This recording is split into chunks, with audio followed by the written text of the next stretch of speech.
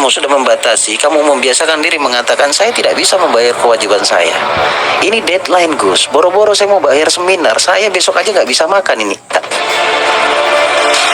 Istighfar kalau memang ada kata. Assalamualaikum warahmatullahi wabarakatuh. Salam sejahtera untuk kita semuanya. Jumpa lagi bersama saya di sini Bagus Baraja di channel Bagus Baraja, channel pemberdaya diri, channel motivasi, channel yang selalu mengajak kita semuanya untuk belajar lebih hebat lagi tentang rahasia hukum alam semesta atau rahasia keajaiban doa atau rahasia keajaiban yang ada di dalam kehidupan kita. Baik teman-teman semuanya, terima kasih sekali lagi. Selalu saya ingin ucapkan terima kasih buat antusias Anda untuk menonton setiap video yang saya upload. Sekali lagi saya ucapkan banyak terima kasih. Jazakallah khair. Saya doakan semuanya, semoga Allah berikan lapang kebahagiaan, Allah berikan kelancaran terhadap keseharian Anda, dan terutama Allah lancarkan rezekinya, dan Allah timbulkan lagi rasa cintanya, dan mudah dicintai oleh sesama. Dan video kali ini jangan di skip, sekali lagi buat kalian yang ingin melunasi hutangnya secara ajaib ya, dengan cara yang sangat spiritual, tentunya dengan membuka kesadaran, maka simak video ini sampai selesai. Kalau di skip saya jamin kamu gagal paham. Jadi jangan di skip. Jangan di skip dan tunggu sampai videonya selesai. Insya Allah sangat bermanfaat. Ada 5 poin yang perlu kamu ketahui atau perlu kamu praktekkan. Dan di poin terakhir adalah poin yang sangat ajaib yang harus kamu rubah dalam hidup kamu. Sekali lagi tentang bagaimana caranya membayar hutang. Ini sebenarnya masih ada hubungannya dengan magnet uang. Tetapi sebelum masuk pada 5 poin yang ingin saya sampaikan kepada kamu semuanya, tolong buka kesadaran ya. Jangan meronta-ronta buat teman-teman yang punya hutang ini ya. Jangan meronta-ronta. Gimana ini, saya deadline, saya dikejar ini, dikejar itu, dikejar tagihan. Jangan meronta-ronta. Sing sabar. Lek sabar engkau karo Gusti dikei solusi. Jadi kalau sabar nanti pasti dikasih solusi. Sadari sekali lagi ya, sadari bahwa yang punya niatan hutang di awal itu kamu. Lalu hari ini kamu menyalahkan kondisi, maaf mungkin bukan menyalahkan kondisi, lebih tepatnya mungkin seperti tidak terima dengan kondisi. Saya nggak bisa bayar Gus dan lain-lain. Tetapi saat berhutang kamu enjoy, kamu tidak memikirkan resikonya apa. Sekali lagi saya dengan tegas mengatakan bahwa hutang itu adalah penyakit. Penyakit. Kalau sudah menjadi habit, maka ini akan terus berulang. Ayo hentikan, whatever lah. Kalian mau bilang, oh Mas Bagus juga ikut anti riba. Bukan masalah di ribanya. Saya lebih ingin melindungi manusianya. Jadi ayo sadari bahwa bahwa hutang ini karena saya dulu pernah berhutang.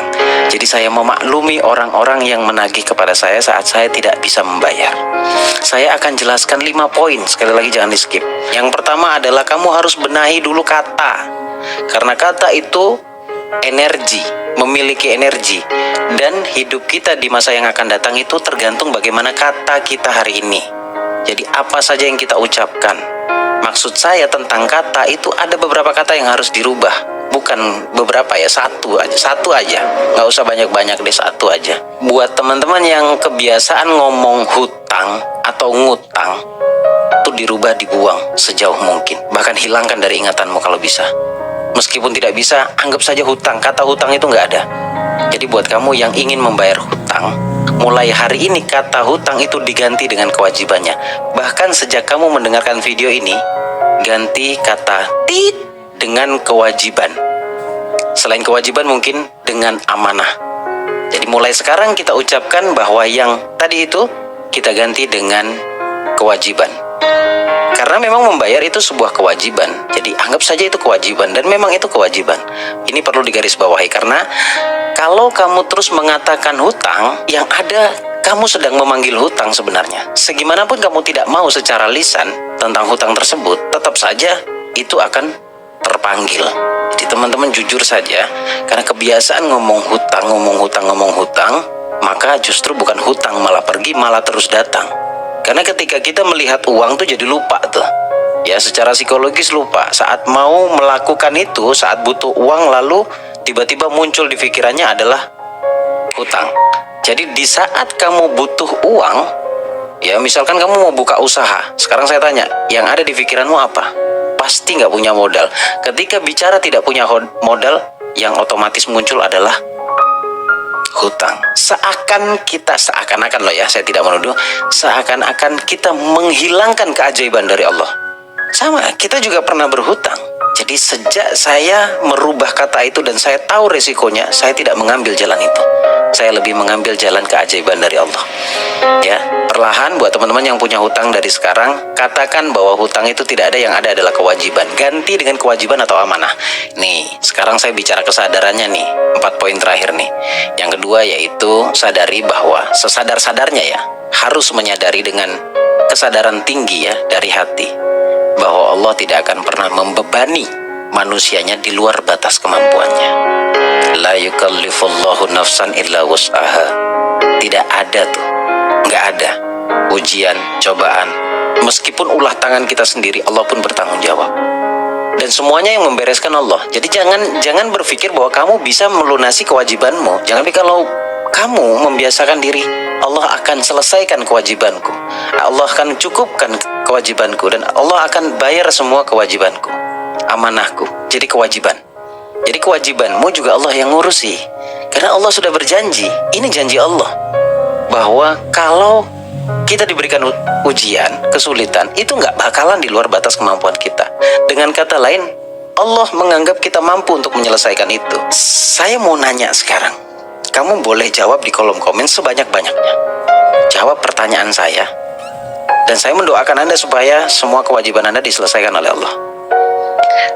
Saya mau tanya satu hal, benarkah Anda percaya dan yakin sama Allah? Kalau kamu benar-benar percaya dan yakin sama Allah, hilang sudah kegalauan. Hilang sudah kegalauan. Karena saya mencoba untuk membuka paradigmamu, dan juga saya pernah mengalaminya. Sebenarnya kalau saya mau berpikir sekaligus saya bertanya kepada Anda, hari ini umur sudah menjelang 40, flashback. Dari mulai kita tahu dan sadar bahwa kita punya masalah. Adakah masalah sampai detik ini, masalah Anda, yang tidak Allah selesaikan? Sekalipun kamu tidak berpikir ataupun berpikir keras, semuanya Allah selesaikan. Itu menunjukkan bahwa Allah ingin menepati janji bahwa nggak akan aku berikan cobaan di luar batas kemampuanmu, wahai hambaku. Seperti itu. Jadi buka kesadarannya, oh ya, setelah kamu sadar, ya saya yakin, saya percaya bahwa Allah tidak akan membebani sesuatu apapun itu kepadaku. Kalau itu di luar batas kemampuanku, pasti Allah berikan solusi. Dan kalimat Allah ini ingin menggiring pikiran kita kepada solusi. Karena masalah sudah pasti Allah selesaikan, dan pasti tidak akan di luar batas kemampuan. Secara logika, sederhana saja penjelasannya. Jadi tidak usah ribet memaknai bahasanya Allah dalam Quran. Jelas, saya sudah berikan penjelasannya. Itu yang kedua, buka dulu kesadarannya ya. Kemudian yang ketiga adalah menyadari juga. Ini konsepnya kesadaran lagi. Sadar tidak, percaya tidak sama Allah, percaya tidak sama janji Tuhan. Ayat 1000 dinar dan kamu pasti sering mendengarnya, tetapi jangan hanya didengerin. Cobalah belajar artinya apa. Allah menjanjikan sesuatu di situ. Ya, Allah akan berikan rezeki dari jalan yang tidak pernah engkau duga. Kalau engkau terus menduga-duga, saya nggak mungkin nih bisa bayar kewajiban saya nggak mungkin nih bisa selesaikan amanah saya. Kalau kata-katamu dan yang kamu yakini seperti itu, bagaimana bisa Allah menolongmu? Walaupun sebenarnya Allah bisa. Allah bisa berikan rezeki dari jalan manapun yang bahkan tidak pernah terfikirkan olehmu. Hanya saja kamu yang membatasi, kamu menutup diri. Allah mengasih, kamu menutup diri, jadi nggak bisa. Semuanya terjadi sesuai dengan apa yang kita pikirkan. Kalau kamu sudah membatasi, kamu membiasakan diri mengatakan, saya tidak bisa membayar kewajiban saya. Ini deadline Gus, boro-boro saya mau bayar seminar, saya besok aja nggak bisa makan ini. Istighfar kalau memang ada kata seperti itu. Toh teman-teman hari ini yang ingkar tiap hari, kita yang ingkar tiap hari, selalu diberikan makan sama Allah. Ya, kalau kamu sadar bahwa Allah pasti berikan rezeki dari jalan yang tidak pernah engkau duga. Jadi segimanapun engkau menduga rezeki itu dari mana, tetap saja tidak diduga. Karena ayat ini nggak akan berubah, kalimat ini nggak akan berubah. Jadi ayo teman-teman buka kesadarannya. Kalau kamu berada di 2 poin ini saja ya. Yang pertama, Allah tidak akan membebani masalah di luar batas kemampuanmu. Yakini, percayai. Kemudian yang kedua, bahwa Allah bisa saja, sangat bisa berikan rezeki dari jalan yang tidak pernah engkau duga. dengarkan video ini baik-baik, jangan langsung kamu mentahkan, ya lagi-lagi teori, lagi-lagi teori. Yang saya sampaikan teori, yang praktek Anda. Praktekkan itu. Selamatkan dirimu ya dari kewajiban-kewajiban yang memang harus kamu selesaikan. Itu yang ketiga ya. Yang ketiga yaitu sadarilah, dan sadari dengan kesadaran tinggi bahwa rezeki Allah itu luas yang sudah disiapin kepada kita. Kalau kamu berani mengambil tanggung jawab itu, maka sebenarnya kamu pun pasti bisa melalui itu. Bisa. Ya, saya bisa melunasi kewajiban saya. Itu yang ketiga. Kemudian yang keempat, ini juga cara ajaib. Ini termaktub di berbagai penjelasan.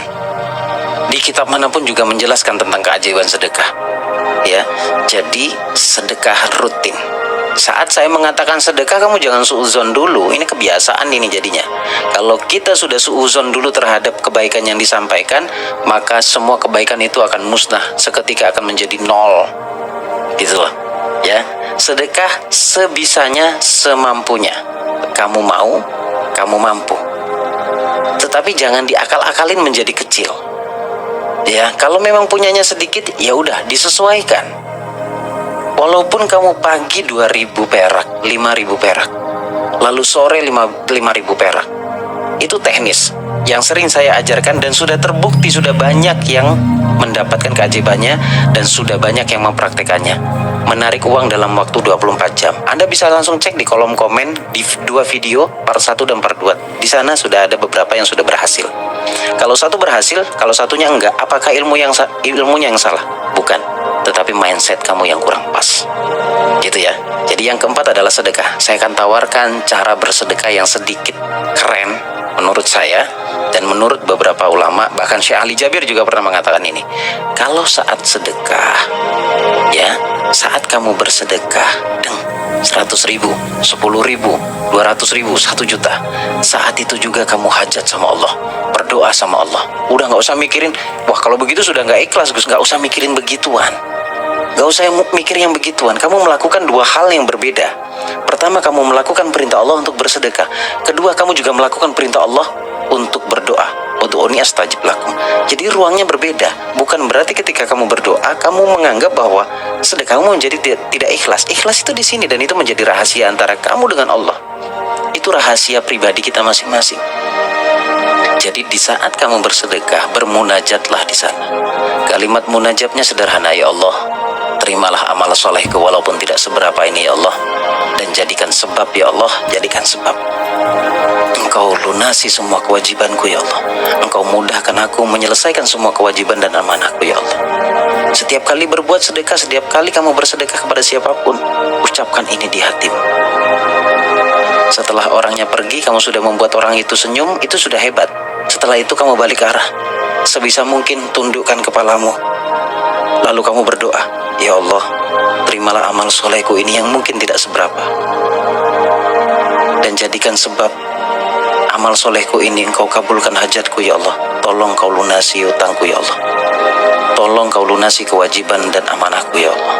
Tolong bantu aku untuk menyelesaikan semua itu ya Allah. Pertama, kamu harus sadar bahwa niat mau menyelesaikan kewajiban itu mulia.